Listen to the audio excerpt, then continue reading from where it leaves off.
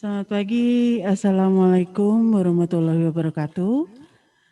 Senang sekali pada kesempatan pagi ini kita bertemu dengan Bapak Ibu sekalian yang telah berkenan untuk menjadi peserta acara kita pada pagi hari ini, yaitu kelas pajak KPP Pratama Sleman. Mungkin ada yang perlu kami berikan informasi bahwa pagi ini kita akan membahas di pagi ini kita yang bertugas adalah saya, Puri Trihandayani, dan teman saya. Saya Rani. Ya, kami ingin kita membahas bersama mengenai insentif pajak yang akan memfokuskan pada dua hal yang insentif pajak yang akan kita bahas, yaitu pemerintah perlu kita beri informasi bahwa pemerintah itu kembali memberikan 6 jenis insentif pajak bagi wajib pajak yang terdampak pandemi COVID-19 di tahun ini dan 2020. Perpanjangan pemberian insentif yang akan berlaku sampai dengan 30 Juni 2021 ini tertuang dalam Peraturan Menteri Keuangan nomor 9 garis miring PMK 03 garis miring 2021.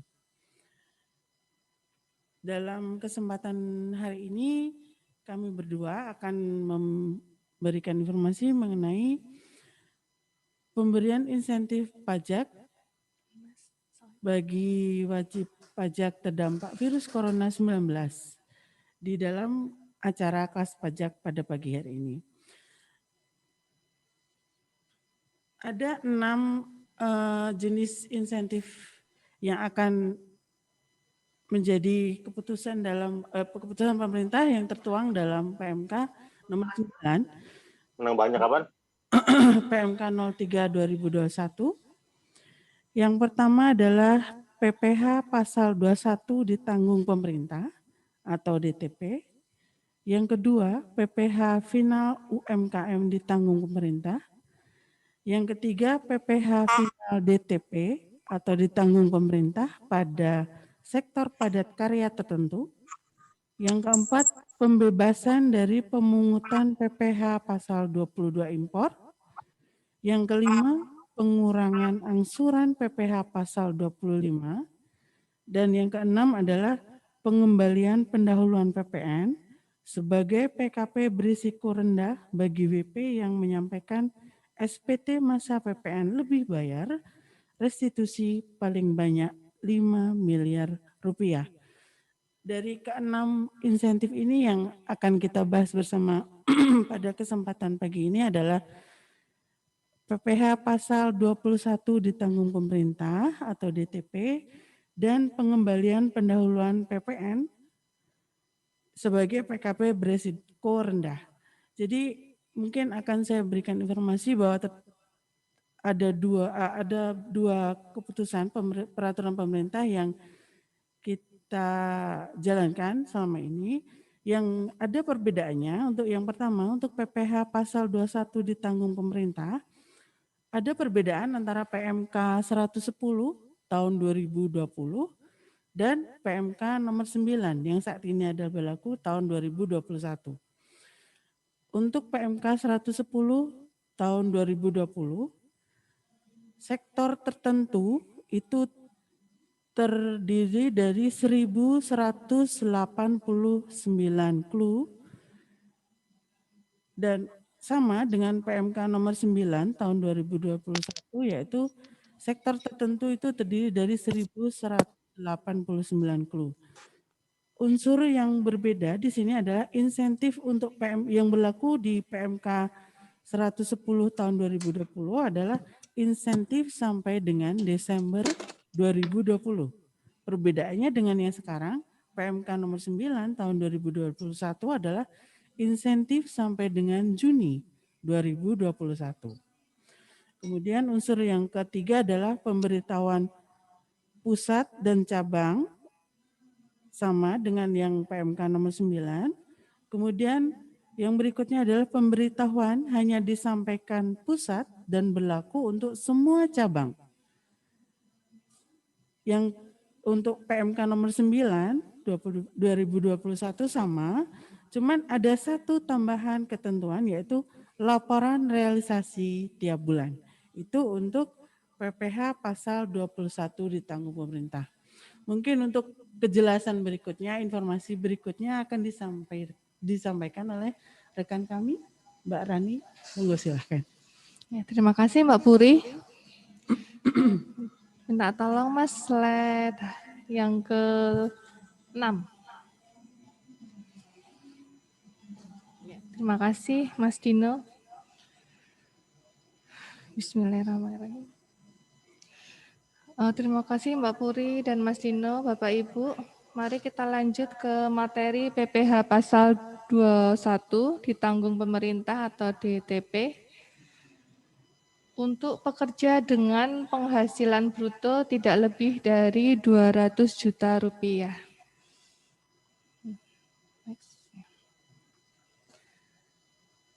Pegawai yang menerima insentif PPh pasal 21 ditanggung pemerintah adalah pegawai dengan kriteria tertentu, yaitu menerima atau memperoleh penghasilan dari pemberi kerja yang memiliki kode klarifikasi lapangan usaha atau KLU tertentu sebagaimana lampiran PMK, kemudian telah ditetapkan sebagai perusahaan KITE, yaitu kemudahan impor tujuan ekspor, atau telah mendapatkan izin terkait kawasan berikat, yaitu penyelenggara, pengusaha atau PDKP, atau pengusaha di kawasan berikat, merangkap penyelenggara di kawasan berikat. Kemudian pegawai yang memiliki NPWP pada masa pajak yang bersangkutan menerima atau memperoleh penghasilan bruto yang bersifat tetap dan teratur yang disetahunkan tidak lebih dari 200 juta rupiah. Ini terdapat 1.189 KLU.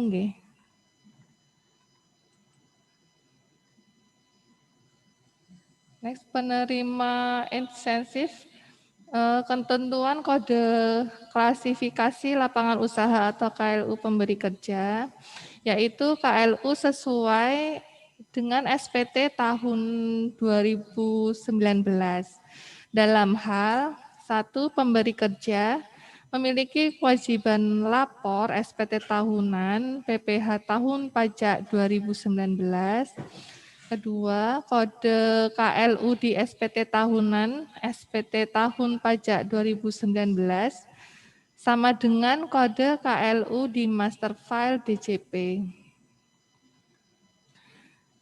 KLU sesuai master file DJP ini dalam hal pertama, pemberi kerja yang memiliki kewajiban lapor SPT tahunan PPh tahun pajak 2019 namun tidak menuliskan kode KLU dalam SPT tahunan PPh tahun pajak 2019 atau salah mencantumkan kode KLU dalam SPT tahunan PPh tahun pajak 2019. Wajib pajak pusat yang belum atau tidak memiliki kewajiban lapor SPT tahunan PPh tahun pajak 2019. Dan yang terakhir instansi pemerintah. Kemudian ketentuan pemberian insentif ini antara lain PPh pasal 21 DTP harus dibayarkan secara tunai oleh pemberi kerja pada saat pembayaran penghasilan kepada pegawai.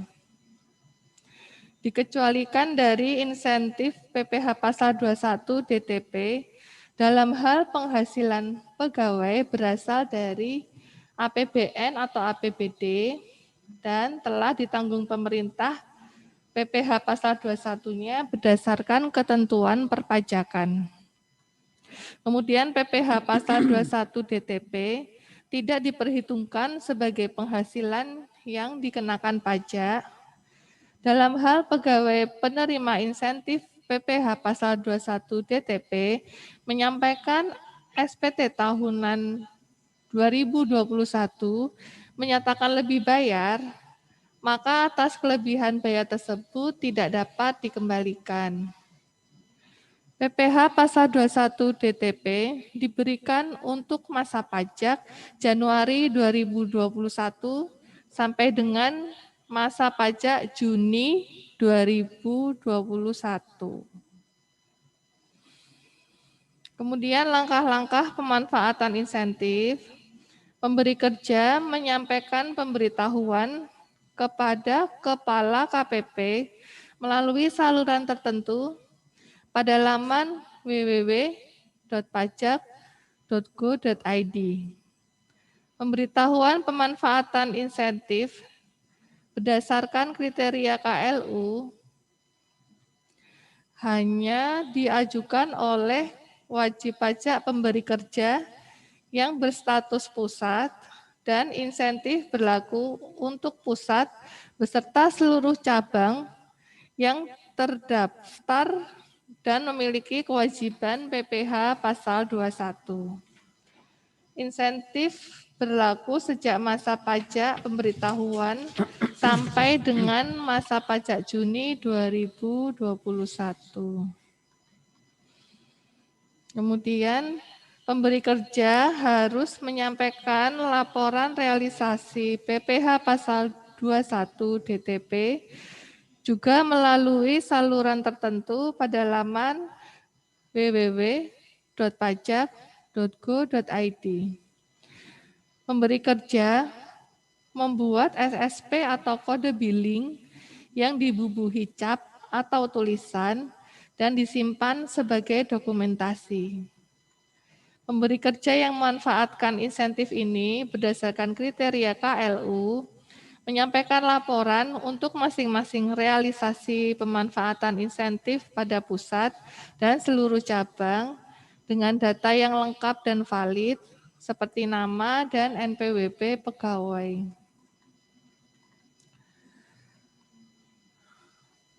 Laporan ini disampaikan paling lambat tanggal 20 bulan berikutnya setelah masa pajak berakhir. Penyampaian laporan realisasi oleh pemberi kerja yang melebihi batas waktu yang ditentukan tidak dapat memanfaatkan insentif PPh pasal 21. Pemberi kerja dapat menyampaikan pembetulan atas laporan realisasi PPh pasal 21 DTP paling lambat akhir bulan berikutnya setelah batas waktu pelaporan realisasi.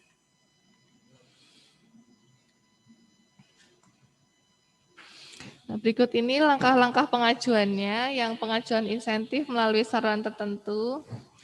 Yang pertama, kunjungi laman www.pajak.go.id dan klik tombol login di pojok kanan atas, lalu masukkan NPWP, kata sandi, dan kode keamanan.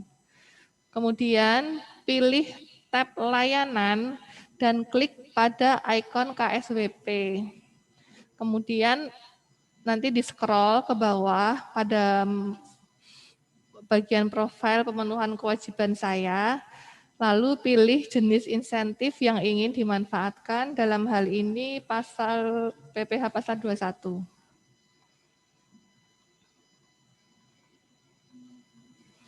Selanjutnya, cara menyampaikan laporan realisasi yaitu sama, mengunjungi laman www.pajak.go.id dan klik tombol login di pojok kanan atas, lalu masukkan NPWP, kata sandi, dan kode keamanan.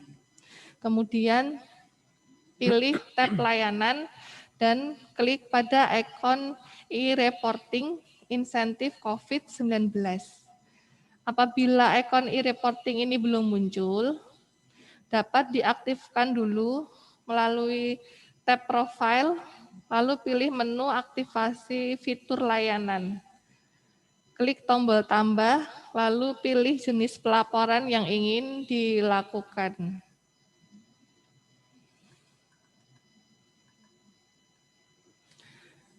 Berikut kita ke contoh penghitungan insentif. Contoh pertama, Tuan A dengan status K1 adalah pegawai tetap di PTZ dan pada bulan Januari 2021 menerima gaji dan tunjangan sebesar 16.500.000 dan membayar iuran pensiun sebesar 330.000 rupiah. Penghasilan bruto Tuan A itu kalau disetahunkan 198 juta.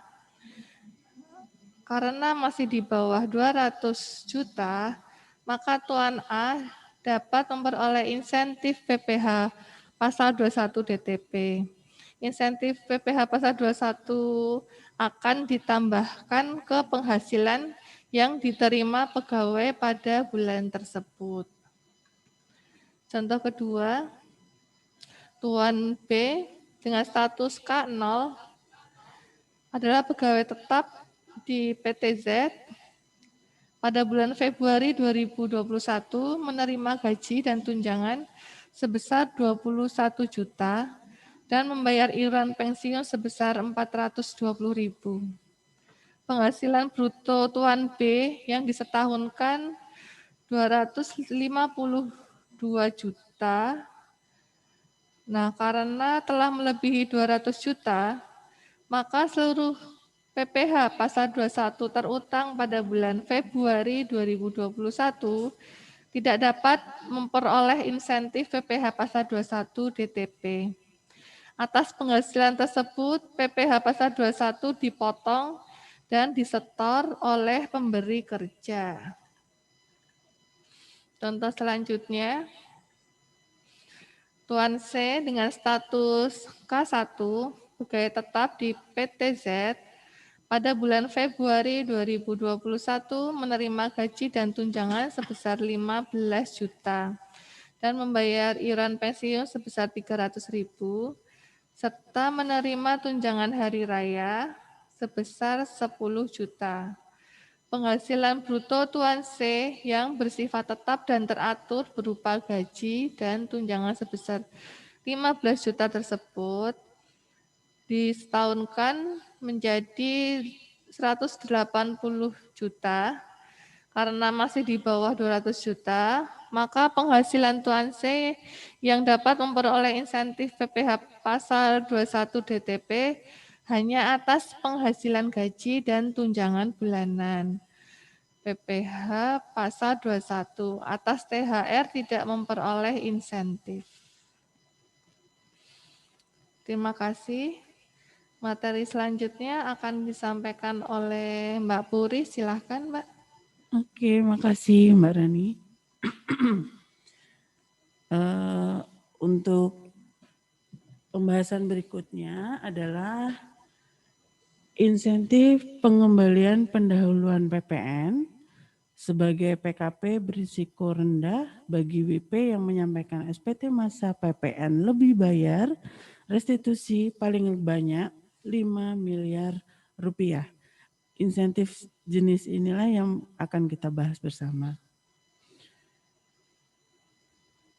Sebagai penerima insentif ini adalah PKP berisiko rendah yang ada beberapa ketentuan di dalamnya. Yang pertama adalah memenuhi syarat, memiliki kode klasifikasi lapangan usaha atau disingkat KLU tertentu, WP pusat maupun WP cabang, sebagaimana lampiran pada PMK nomor 9 tahun 2021 sebanyak 725 KLU, Bapak Ibu sekalian. Kemudian ketentuan yang kedua yang untuk dipenuhi syaratnya adalah telah ditetapkan sebagai perusahaan KITE atau kemudahan impor tujuan ekspor, atau yang ketiga telah mendapatkan izin terkait kawasan berikat atau penyelenggara pengusaha atau PDKB atau pengusaha di kawasan berikat merangkap penyelenggara di kawasan berikat. Kemudian untuk ketentuan kedua sebagai PKP berisiko rendah adalah PKP yang menyampaikan SPT WP yang menyampaikan SPT masa PPN lebih bayar atau LB restitusi dengan jumlah LB paling banyak adalah 5 miliar rupiah. Dapat diberikan pengembalian pendahuluan kelebihan pembayaran pajak sebagai PKP berisiko rendah. Sebagai ketentuan yang ketiga, memilih pengembalian pendahuluan kelebihan pembayaran pajak berdasarkan pasal 9 ayat 4C Undang-Undang PPN pada SPT masa PPN dimaksud. Mungkin untuk menambah sedikit gambaran untuk jenis clue yang bisa masuk ke PKP berisiko rendah, yang bisa mendapatkan insentif adalah dalam PMK nomor 9 tahun 2021, antara lain clue yang bisa mencakup di dalamnya adalah perusahaan hutan pinus, pertambangan batu bara, pertambangan emas dan perak, perdagangan eceran bunga potong atau floris, angkutan perkotaan, angkutan taksi, rumah minum atau kafe, warung makan, bar, kedai makanan, restoran, kegiatan pemutaran film, kawasan pariwisata, jasa pangkas rambut, jasa salon kecantikan, spa, jasa kebugaran, dan sampai mencakup 725 clue. Mungkin itu sebagai gambaran Bapak Ibu sekalian untuk menggambarkan usaha, jenis klasifikasi usaha, lapangan usaha apakah yang bisa dimasukkan dalam PKP berisiko rendah.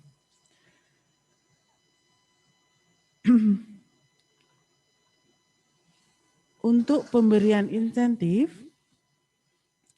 yang memasuki kriteria ini adalah SPT masa PPN, termasuk pembetulan SPT masa PPN yang diberikan pengembalian pendahuluan meliputi masa pajak Januari 2021 sampai dengan masa pajak Juni 2021 dan disampaikan paling lama 31 Juli 2021 Bapak Ibu sekalian.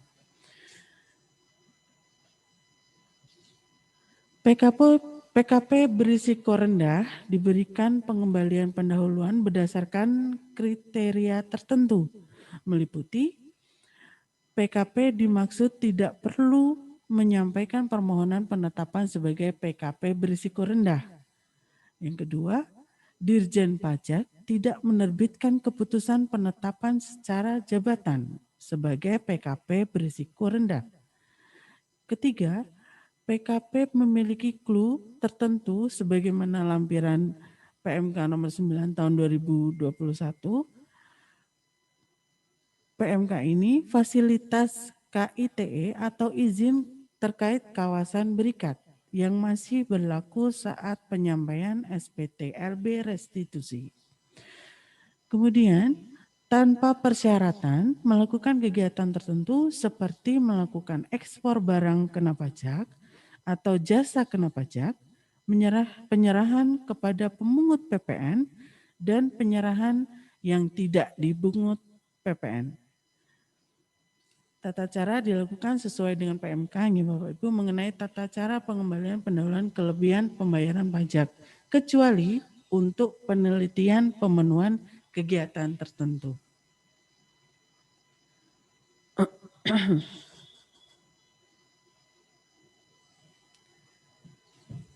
Demikian tadi untuk kita bahas bersama, kita berikan informasi untuk pendalaman mengenai insentif perpajakan untuk PPh pasal 21 ditanggung pemerintah dan untuk PPN yang pengembalian pendahuluan PPN.